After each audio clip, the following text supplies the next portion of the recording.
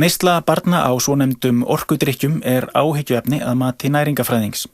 Orkudrykkir innihalda allir koffín, í mismiklum mæli þó. Koffín einnig að finna í gosdrykkjum og súkkulaði, en efnið getur verið skaðlegt heilsunni. Börn eru sérstaklega viðkvæm fyrir skaðlegum áhrif koffíns.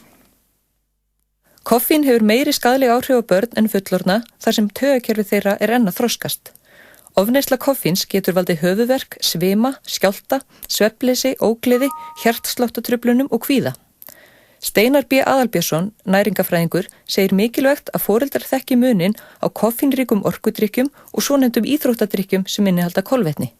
Það þessi misskilningur að foreldrar telja að þeir séu að láta krakkar sína að fá íþróttadrykki sem eiga rétt á sér í íþróttum að vissu leyti þegar vökvatapið mikið eins og ég segi og eru að gefa krökkunum sínum í raun og veru orkudrykki og krakkar koma til foreldrar sína og segja mamma, pappi, má ég fá orkudrykk? Og foreldrar samþykja vegna þess að þau halda að þarna séum að ræða einhvern góðan íþróttadrykk sem ekki. Samkvæmt upplýsingum frá Matvælastofnun ætti dagleg koffínneysla barna og unglinga ekki að vera meiri en 2,5 milligram á hvert kíló líkamsþyngdar. Upplýsingarna má nálgast á vef Matvælastofnunar og doktor.is.